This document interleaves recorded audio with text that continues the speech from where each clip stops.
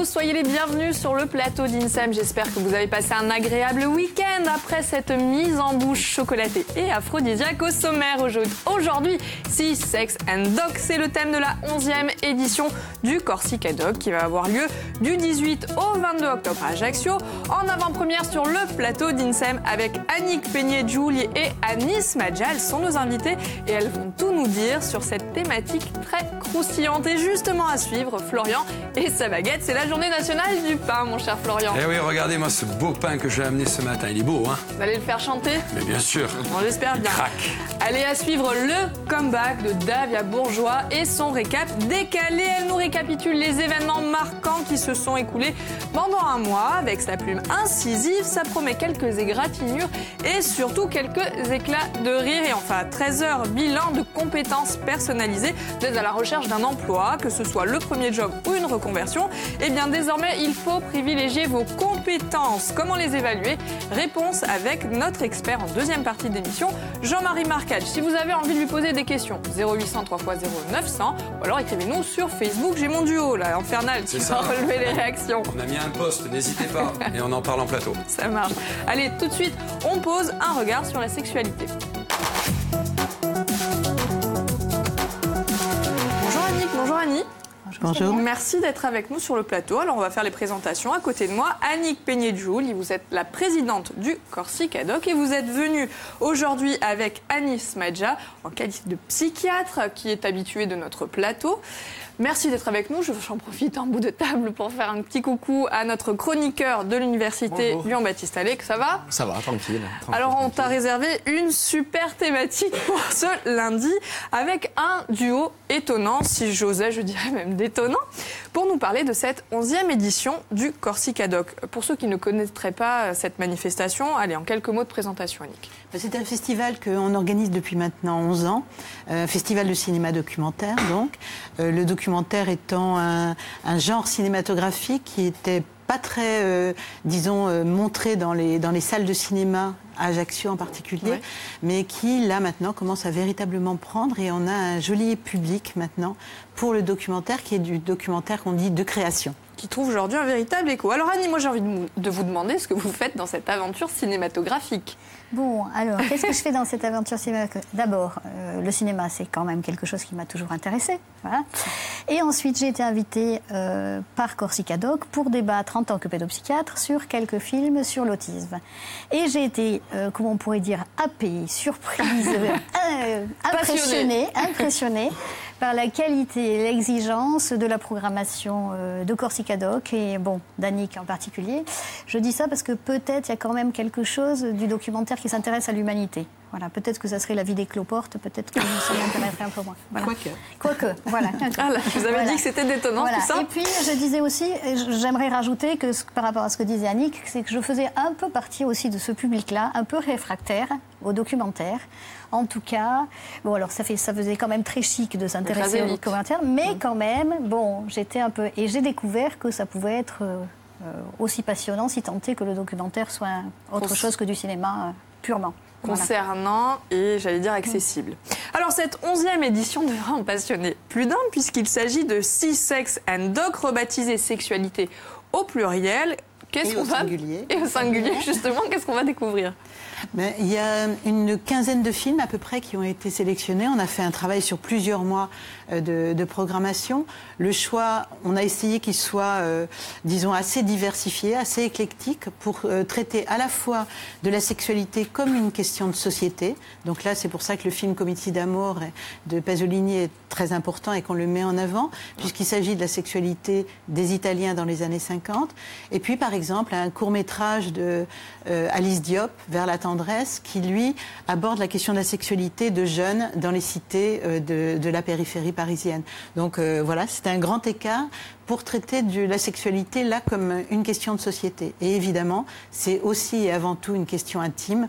Donc là, il y a beaucoup de films qui sont des portraits de personnes qui se livrent de façon très intime sur leur sexualité, leur rapport à la sexualité, qui est toujours, même chez des personnes, je dirais, ordinaires, extraordinaires.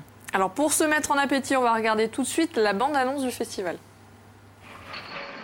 Sentiamo un po' cosa sanno dirmi questi malandrini. Senti, tu sai dirmi come nascono i bambini, lo sai dire? Dillo te. Dalla pancia. Come dalla pancia? Dalla pancia lo fiore.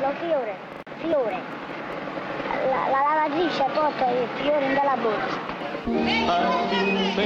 Senti, Guagliolo, come nascono i bambini, lo sai? Come sei nato? Non lo sai? Non lo sai? Uno zio tuo? Sei nato, ti ha portato uno zio? Alors évidemment, il est question de regard hein, également dans ce festival. Quel regard avons-nous sur la sexualité au cinéma? Est-ce qu'il a évolué avec le temps, mesdames? Le cinéma a évolué effectivement dans son regard sur la sexualité.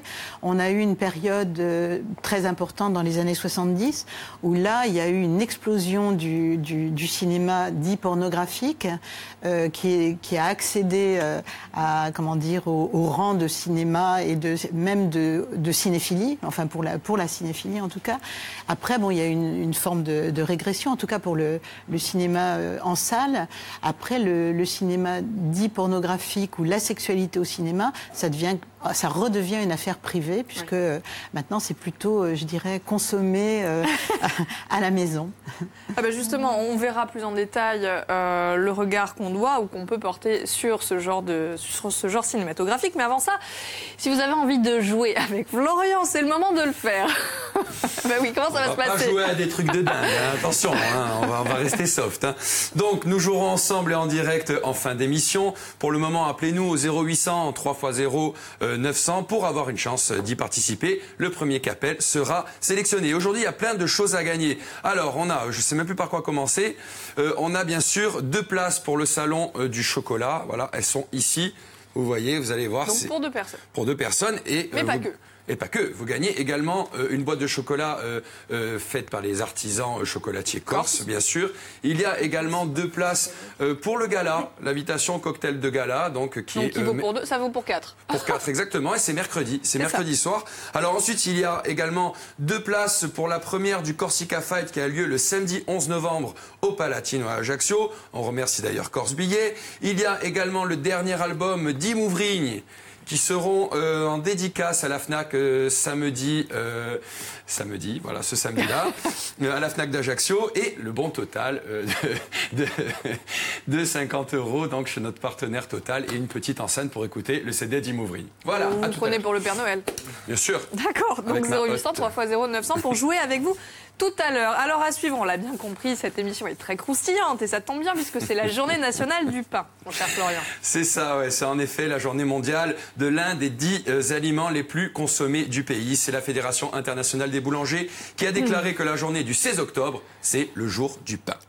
Alors, parallèlement à la journée de l'alimentation et surtout à la journée contre le gaspillage alimentaire. Donc, je vous préviens, on va manger tout le pain qu'il y a ici. Hein. Après, tout le monde va s'y mettre. Historiquement, le pain a été une part essentielle de la nourriture pour la plupart des peuples. C'est donc normal qu'il ait lui aussi sa World Bread Day. Alors, savez-vous que le pain a été créé à peu près en 3000 avant Jésus-Christ par les Égyptiens qui avaient... Ah oui, ils ont tout inventé, qui avaient bien compris qu'ils pouvaient fabriquer du pain en mélangeant du grain écrasé ou moulu à l'eau du Nil riche en ferments naturels. Donc, et au four thermostat 7, ils étaient déjà très avancés. Bref, le pain a fait ses preuves à travers les siècles et dynasties. Il est devenu le mets incontournable d'un repas. Voilà, vous qui êtes sûrement à table en regardant INSEM, vous êtes sûrement en train de pousser vos légumes avec un morceau de pain pour l'attirer vers votre fourchette. Pardon. Aujourd'hui, le nombre et la variété de pains que l'on peut trouver chez nos boulangers ne manquent pas d'étonner et laissent rêveur quand on songe à l'extrême simplicité du pain, de la farine, de l'eau et du sel. Et le tour est joué. Mais attention, le pain, ça fait grossir. Et si on continue sur le thème de la santé, on peut parler aussi de pain bio. Il est bio si, bien sûr, il répond au cahier des charges du label agriculture biologique. Ça veut dire qu'il n'est fait que d'ingrédients issus de l'agriculture bio. Alors, même si le pain reste l'une des stars de la table, il connaît ces derniers temps une baisse de consommation un peu inquiétante, constatée par l'Association nationale de la meunerie et, bien sûr, par les boulangers. Les chiffres démontrent que nous consommons en moyenne 120 grammes à peu près de pain par jour, 30 grammes de moins qu'en 2000.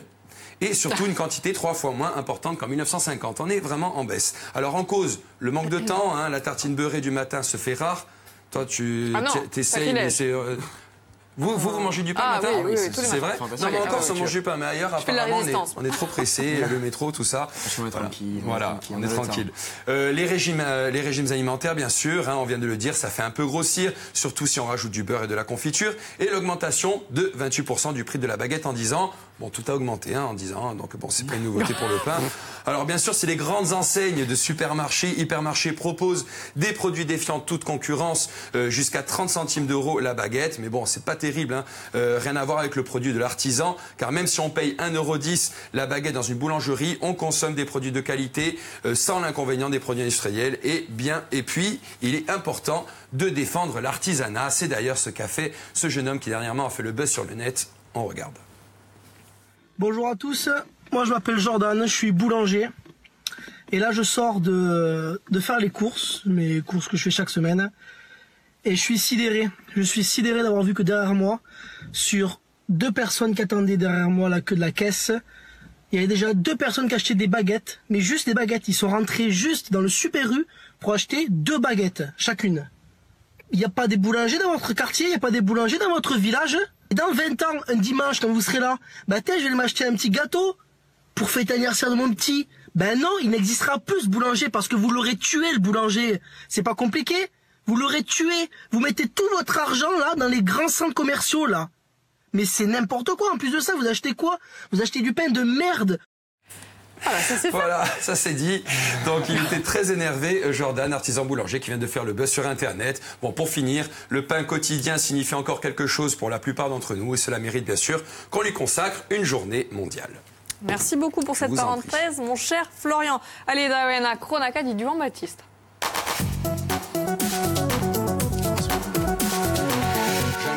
Oggi si parla d'amore che bella maniera di fa in canzone. Yeah. Donc, un peu d'amour dans ce monde de brut. E dunque, posto che è una giornata in giro a sensualità e a sguardo, è una continua non sta successo qui. E Ugant ha sempre avuto un'importanza maggiore per tutti i gozi a vita in Corsica. Ma è da parlare di l'amore in particolare. E il suo messaggio d'amore è passato sotto parecchi forme da canzone a gorza, cu a pagella, cu canzoni più tradizionali, immagino, cu famoso Sirinato. E se voi volete bene, e cominciare cu a pagella, donc a sapere si ganti a tre, che sono di barri gortinesi soprattutto. Bon, le plus souvent, c'est la cacophonie qui prend le dessus sur la polyphonie. Mais il faut le dire, c'est souvent comme ça. Et donc, vous allez avoir des problèmes, hein. E dunque, si ganti parlando d'amore in certi versi, per esempio, con la famosa pagella, se tu sapessi lo mal che tu faccia lo mio gore, questa è conosciuta da tutti i pagellaggi. E poi c'è di noi i canzoni tradizionali. Qui i conosciamo tutti, i canzoni che hanno 50 anni, o anche di più, certe volte, e che si sono sempre cantati a da Fortuna, c'è la budeuse Tony Toga, a Con voi, Madame Michele, e sia più bella di Antonio Ciosi, l'amore è sempre stato onorato nella canzone a gorza. Infine, avevamo il famoso Sirinato, l'arte soprano, una chitarra in mano, e poi 2 parole d'amore sotto una finestra. Peut-être que tu t'y es déjà essayé à la sérénade, je sais. Vengo su des montagnes. C'est ce que j'allais vous demander. C'est un peu ça. Exactement, Bon. c'est parfait. Voilà, on a essayé. Ça n'a pas marché, mais on a essayé. Je vous confirme, ça peut marcher. Ouais, mais bon, j'ai pas conclu. Hein. Easy. Donc, all'epoca, il Sirinato era una maniera di palesare il suo amore a quel che sia. Peccato che tu si faccia di meno in meno, era amore più bello che certi manieri d'oggi, on va pas se le cacher. Ma si faccia sempre, un gruppo di musica Corsican Trio, composto da Arno Giacomò, Fernando Torracini e William Brunard, è andato a cercare un vecchio testo degli anni 1940-1950, chiamato Usirinato, e scritto da Pampajolo, un grand scrittore di l'epoca.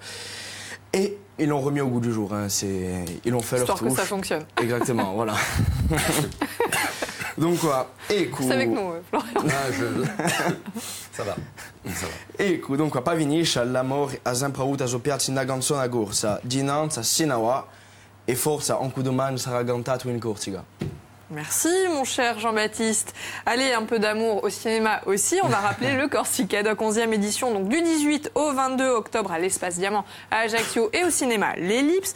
Il va y avoir des projections et évidemment des films en compétition. Alors cette année, il y en aura 13. 16. 16, ah 16 même, parce qu'il y a des courts-métrages. D'accord. Alors quel film vous avez choisi? Cette année, on a reçu à peu près le double des autres années. Donc ça vient absolument du monde entier, sauf l'Australie. On n'a pas eu de film australien. Et donc c'était très très difficile pour nous de choisir sur 335, d'en choisir 16. Oui, j'imagine. Voilà, donc ça a été un travail de plus de 2 mois de la part du comité de sélection. Et on a surtout choisi des films qui évidemment valent par leur côté cinématographique, par la forme qu'ils ont, et aussi évidemment par leur sujet.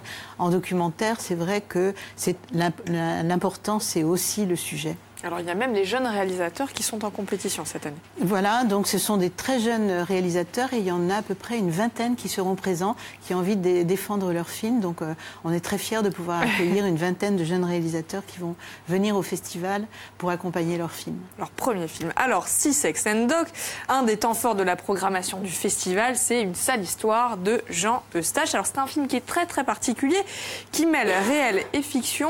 Vous voulez qu'on en parle d'abord ou on regarde tout de suite un extrait? Allez, on regarde un peu. C'est parti. J'ai réalisé que depuis, je sais pas, 4000 ans peut-être, on avait été complètement couillonnés, qu'on avait essayé de nous faire croire que le désir d'un homme, ça dépendait de la beauté de la femme, et je me suis aperçu que c'était complètement faux. C'est-à-dire, on nous a fait croire que le désir, enfin d'un homme en tout cas, dépendait de la beauté de la femme. Et je me suis aperçu que c'était complètement faux.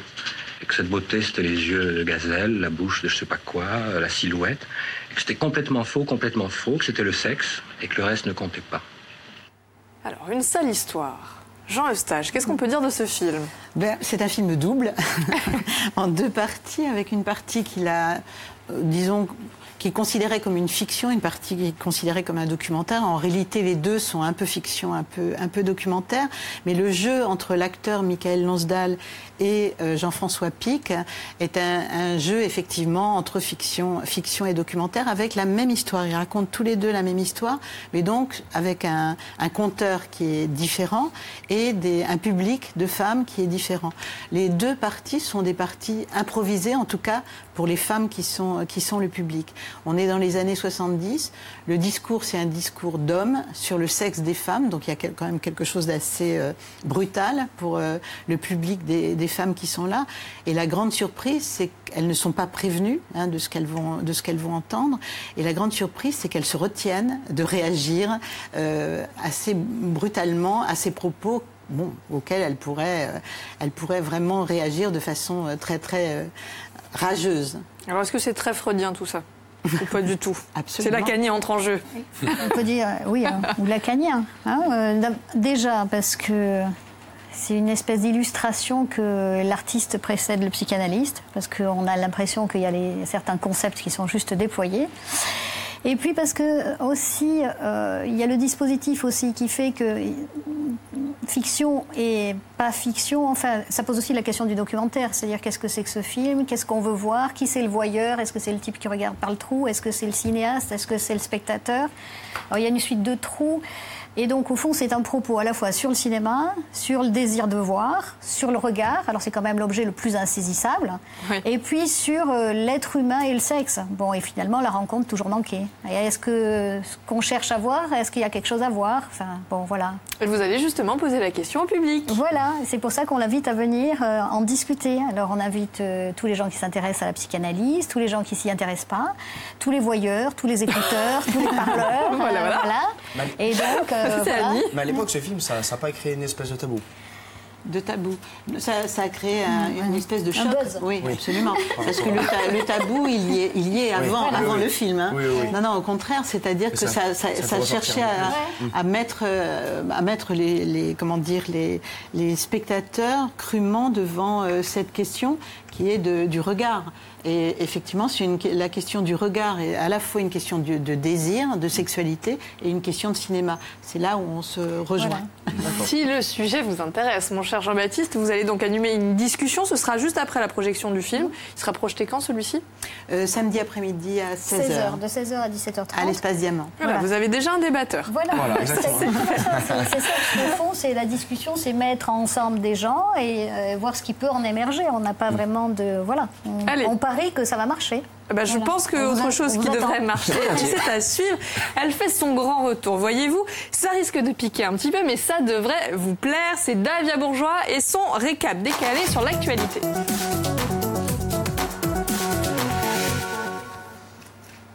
Bonjour Davia. Bonjour Célia, bonjour à tous, je suis très contente, vous m'avez beaucoup manqué, je suis très contente de vous retrouver. Alors vous le savez, les élections territoriales auront lieu les 3 et 10 décembre. Et il s'en est passé des choses depuis ma dernière venue ici parmi vous. Il y a eu ce feuilleton investiture, La République en marche, choix cornélien pour Jupiter. On imagine Macron dans son bureau de l'Élysée faisant les 100 pas, gribouillant sur ses papiers pour mieux réfléchir et demandant sans cesse à Brigitte: et Brigitte, on prend qui, Orsucci ou Barra? Comme disait Aristote, dans toute action, dans tout choix, le bien c'est la fin, car c'est en vue de cette fin qu'on accomplit toujours le reste. Qui alors? Du seigneur Barra, que l'on voit ici entouré de sa cour, ou du maire de Bunivad, où allait obtenir le soutien de Macron? Brigitte aurait dit Pia Orsucci, on si amai, c'est un dior noem ou bisogno d'una casa in corsica. On l'a donc appris officiellement ce week-end. C'est Jean-Charles Orsucci, homme de gauche et de conviction, qui obtenait moins de 5% des suffrages aux dernières élections territoriales, et surtout ardent défenseur de la veuve et de l'orphelin. Ici, c'est la présidente du FMI, Christine Lagarde, qui recevait la médaille de la ville de Bunivad cet été. Et ici, c'est son ami Pierre Ferracci. D'ailleurs, notre confrère Luc Mondolone y recevait récemment Pierre Ferracci dans son émission Avec ou sans filtre.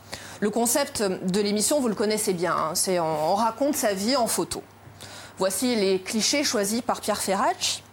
Alors là, c'est ma maison, elle s'intègre parfaitement à la nature insulaire, ou encore sobriété, un peu d'or dans mes toilettes. Sans transition, Lingua Gurza, l'intrapresa Leroy Merlin di Basti a scelto di scrivere in francese ma di no in curto. Bon, pour Noël, Electricità, ça fait un peu mal aux oreilles. Pour Noël, on se cotise, Célia, et on offre le Corse pour les nuls au traducteur de Leroy Merlin. Merci. Alors, vous avez découvert l'écriture inclusive, ma chère dame, et ça vous plaît beaucoup? Tout à fait, l'écriture inclusive. C'est très féministe, moi je suis carrément fan. Ça désigne l'ensemble des attentions graphiques et syntaxiques permettant d'assurer une égalité des représentations entre les femmes et les hommes. Par exemple, accorder en genre les noms des fonctions. Une animatrice, une chroniqueuse, une présidente. Et la France semble découvrir l'écriture inclusive, alors que son inventeur, le véritable inventeur, est corse. Une invention totalement progressiste. C'est Jean-François Baccarelli. Et moi, j'ai envie de remercier Jean-François Baccarelli, puisqu'on est tellement fiers que cette invention progressiste vienne de Corse. On a retrouvé une photo, elle date de 2 ans. On voit Jean-François Baccarelli qui manifestait contre les immigrés. C'était à Bastia. Voilà, donc Hollande, les immigrés dans... Baccarelli voulait voir les immigrés EES dans les fesses d'Hollande. Ainsi, je voudrais remercier donc Baccarelli pour son féminisme éclairé et surtout très avant-gardiste. Voilà, je vous avais promis, ça risquait de piquer un peu. Merci beaucoup, ma chère Davia Bourgeois. Sans transition, on va essayer de remettre de tout ça avec Colette, qui est au téléphone et qui aimerait jouer avec vous, mon cher Florian. Bonjour, Colette. Bonjour. Coucou, ma petite Colette, comment ça va? Ça va très bien. Alors, ma chère Colette, vous avez 30 secondes. Oui. On va jouer au ni oui ni non. Célia va prendre le temps. Il va falloir être très rapide, car vous allez devoir donner 7 réponses. Est-ce que vous êtes prête, Colette? Je suis prête. Alors, avez-vous une bonne libido, Colette? Je pense. Est-ce que vous aimez le chocolat, Colette? Assez. Est-ce que vous saviez que c'était aphrodisiaque? Je savais. Est-ce que où habitez-vous, Colette? À Bastia. Est-ce que vous aimez Imouvrigne? Pas mal, oui. Et est-ce que vous pensez que vous allez gagner ce jeu? Je pense. Elle a dit oui, mais... Elle a dit oui. C'était fini. C'est vrai. Allez, bravo. On vous applaudit, Colette. Merci. Comment vous faites pour dire oui? Bon, alors vous savez ce que vous gagnez ou pas? Je crois que je sais. Bon, vous Non, mais gagnez c'est bon, beaucoup. c'est fini. Vous pouvez Voilà, dire oui, non, là. mais c'est bon, c'est fini. Le jeu est fini. Ça y est, vous avez gagné. Le jeu est fini, oui, Voilà. Bon, c'est c'est pas vrai. le voyage à Las Vegas, mais c'est c'est bien très aussi. Hein. C'est le CD d'Imouvry, Que d'accord. vous aimez tant. Ah Voilà. oui, beaucoup. C'est plutôt pas mal. Avec la petite enceinte pour écouter dans la cuisine. Le salon du Oh, chocolat. impeccable. Voilà, vous allez pouvoir aller à Bastia au salon de chocolat avec votre amoureux. Et même au cocktail. Et même au cocktail le soir pour aller voir un super défilé. Vous gagnez un bon total de 50 € chez notre partenaire Total. Qu'est-ce que vous gagnez? Vous gagnez plein de... Ah oui, vous avez gagné aussi 2 places pour la première du Corsica Fight. Très bien. Mais Voilà, Colette, on vous Et y a pas félicite, d'autre tas on de vous chocolat, non Ah, mais oui, une boîte de chocolat, Une boîte de vous avez chocolat, suivi, hein, vous exactement. avez suivi. Formidable. Copine reste, on s'en Colette, fout, la allez, boîte de chocolat. ça va. On vous On vous embrasse bien embrasse. fort, bonne journée Bonne Colette. Allez, journée. avant de conclure, Stéphane ou Fiat revoir. vient d'arriver sur son plateau. Bonjour Stéphane, ça va? Quelles sont les infos du jour? Bonjour Célia, politique et justice au milieu de l'actualité en Corse de ce lundi matin, 5 ans après l'assassinat d'Antoine Solacaro.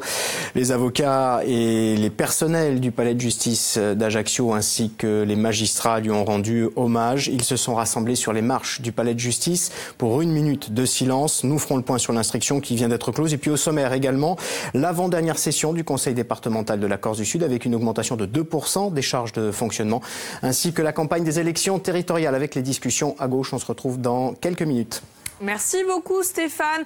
Merci également Annick et Annie d'être revenus sur le plateau. On va rappeler le Corsica Doc 11e édition. Ça va se passer du 18 au 22 octobre prochain. Ce sera l'Espace Diamant à Ajaccio et également au cinéma. L'Ellipse, évidemment, si vous avez envie de débattre avec Annie. Ça risque d'être copieux, mais ce sera donc samedi. Nous, on se retrouve tout de suite juste après le flash de 13h pour parler d'emploi et vous aider à évaluer vos compétences pour désormais trouver très facilement un poste. Voilà, ce sera avec Jean-Marie Marcage et c'est juste après le flash. À tout de suite.